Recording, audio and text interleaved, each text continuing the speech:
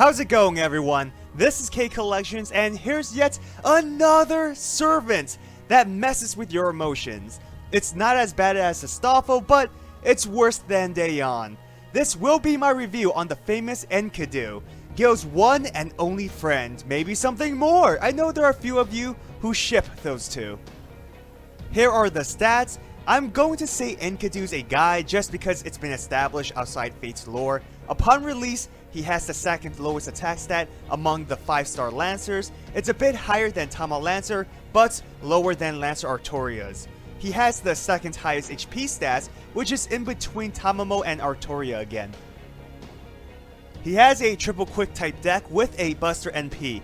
Hit counts are really good besides Buster.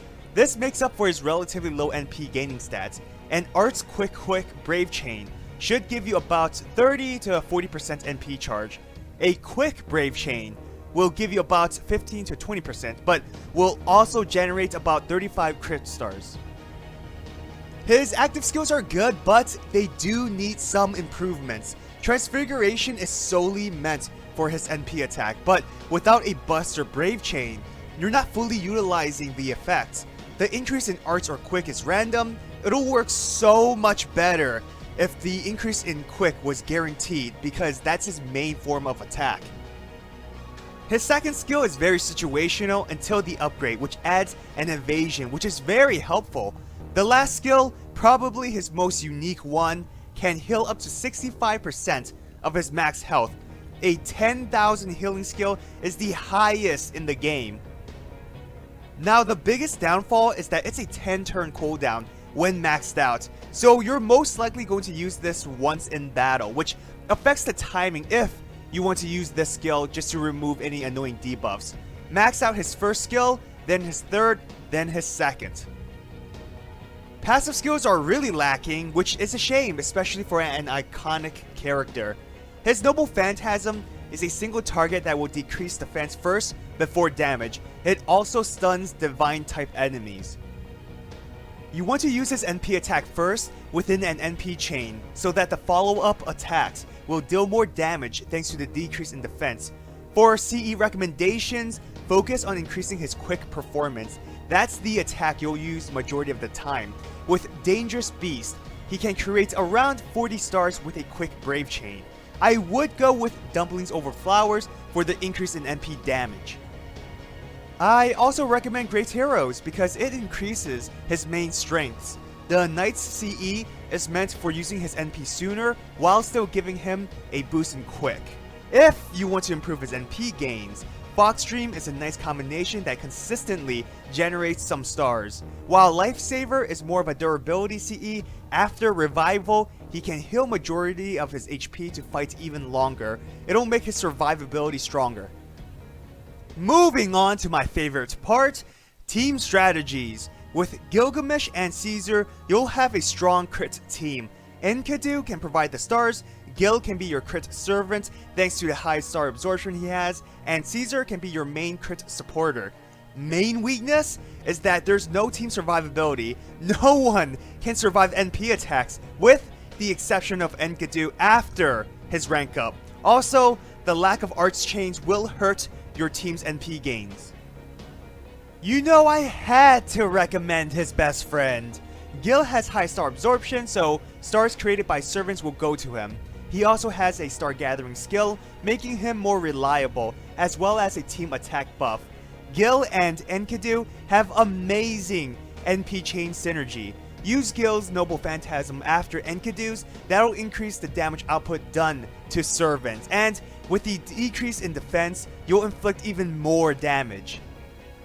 Caesar is your main support for this team. Along with Gil, he can buff the team's attack, but also NP strength. He can Buster Chain with Gil or Quick Chain with Enkidu.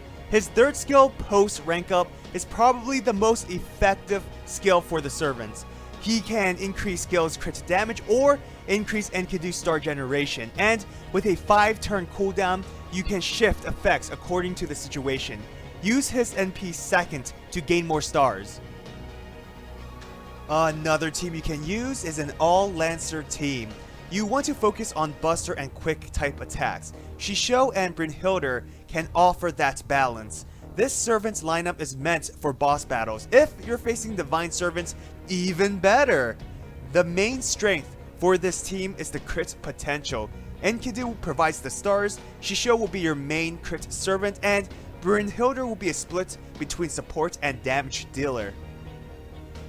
The main weakness would be the lack of arch chains. Also, because there is no AoE attacks, it can pose a problem if you're facing multiple waves or bosses.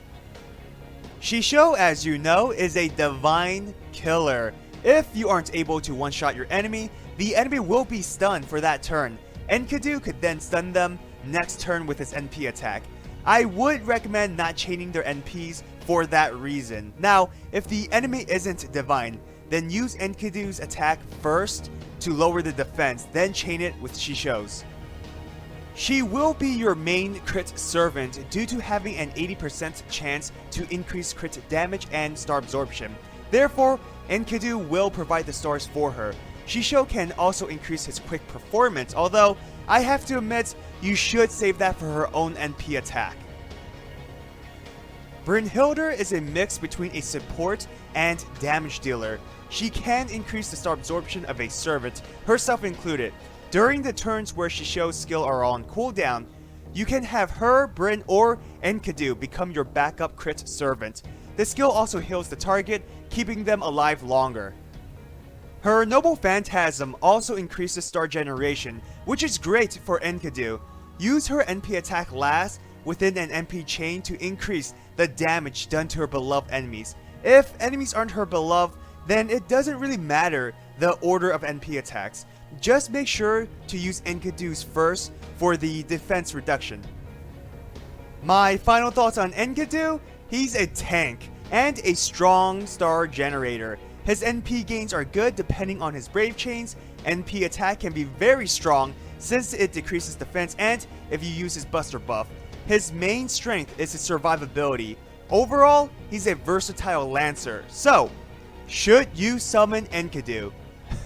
I'm gonna get a lot of hate for saying this, but no, strictly from a gameplay perspective, you should save your Saint Quartz. This doesn't mean he's bad, he's a decent servant to have, but you have to remember Saint Quartz is basically money. So no, I don't think you should spend money on this servant for several reasons. First, his inconsistent deck. It's kind of like Arjuna. Being unable to bust a Brave Chain means you aren't fully leveraging his first skill. Yes, it can increase quick performance, but it's RNG. The buff in arts can help, but he only has one. If the skill is like Oki to Altars on JP, where it's a guarantee increase for both Buster and Quick, then it's a lot more reliable and amazing as he can generate more stars. Another issue, his second skill is very situational until his strengthening quest. After that, then it becomes reliable. Finally, his last skill is great, but the cooldown is way too long. When maxed out, it's a 10-turn cooldown, which means you're typically using it once in battle. Also, by combining it with a debuff removal, there's a potential sacrifice. For example, if he's inflicted with multiple devastating debuffs, but it's still in good health, do you want to save it for HP recovery or the debuff removal? Ideally, you should save it for the HP recovery, but again, with a 10-turn cooldown, it's not so simple. If they reduce it to 9 or 8 turns for the cooldown, it'll definitely help a lot. Or move the debuff removal to the second skill and maybe a defense buff with his recovery skill.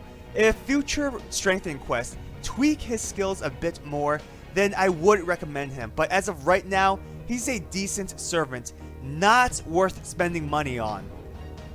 Special thanks to all my patrons for supporting me, and if you want to support my channel, check out my Patreon.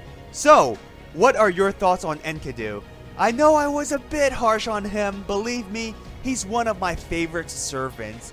I wish he was OP like the lore, but what are your thoughts? Will you be spending Saint Quartz for him? Will you skip his banner? Comment down below, I'd like to know. I hope you enjoyed this video. If you did, hit that thumbs up and subscribe to my channel for more Fate content. Follow my Twitter, Instagram, and join my Discord server. Have an awesome day. Till next time.